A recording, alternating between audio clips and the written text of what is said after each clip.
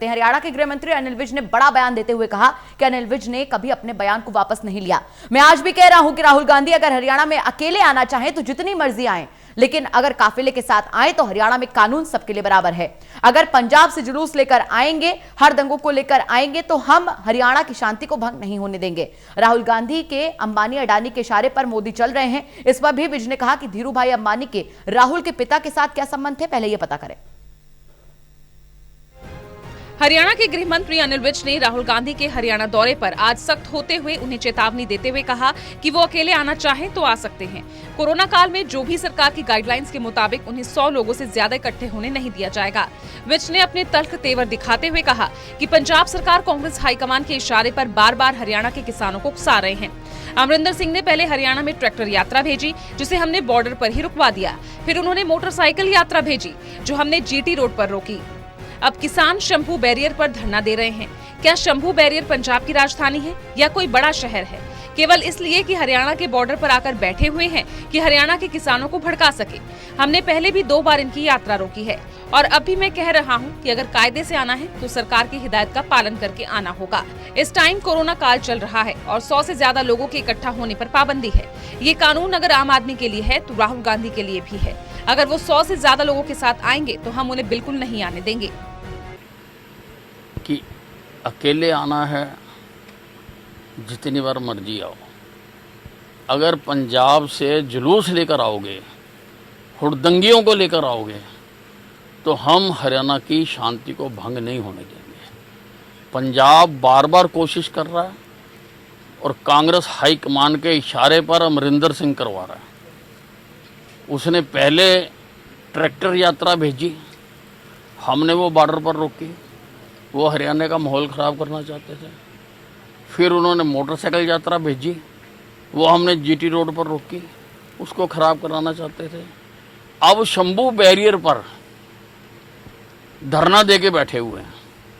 आप मुझे बताओ, शंभू कोई पंजाब की राजधानी बनने जा रहा? और इतने शहर हैं, लुधियाना है, अमृतसर है, जलंधर है, बठिंडा है, फाजिलका है। वहाँ ना करके केवल इसलिए हमारे बॉर्डर पर आके बैठे हुए हैं कि हरियाणा के किसानों को भड़का सके।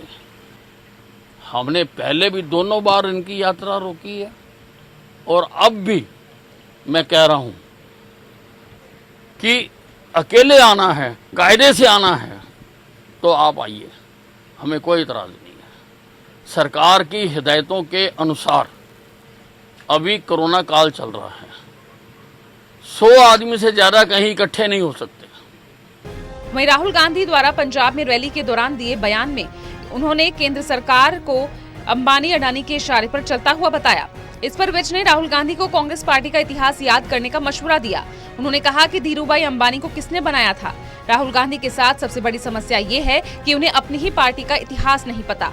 विज ने कहा कि राहुल गांधी को अपने पिता के बारे में नहीं पता कि उनके धीरू भाई अंबानी के साथ क्या संबंध थे, क्या मित्रता थी। बिना वजह से वो बात उठाते हैं जिनका कोई आधार नहीं, कोई मतलब नहीं। कि सत्ता में आते ही ये तीनों बिल रद्द कर दिए जाएंगे। इस पर विज ने कहा कि वो कुछ भी बोल सकते हैं क्योंकि उन्हें पता है कि उन्होंने कभी सत्ता में नहीं आना। धीरू अंबानी को किसने बनाया था? राहुल गांधी की सबसे बड़ी दिक्कत ये है कि उसको अपनी पार्टी का इतिहास नहीं पता। वो अपनी पार्टी के बारे में नहीं जानता। उसको अपने पिताजी के बारे में नहीं पता कि धीरू भाई अंबानी से उनकी क्या दोस्ती थी और क्या मित्रता थी। और बिना मतलब के बातों को उठाना, जिनका कोई आधार नहीं, जिनका कोई मतलब नहीं, जिनका कोई अर्थ नहीं। को पता उन्होंने कभी सत्ता में आना नहीं। जिसने आना नहीं वो कुछ भी कह सकता।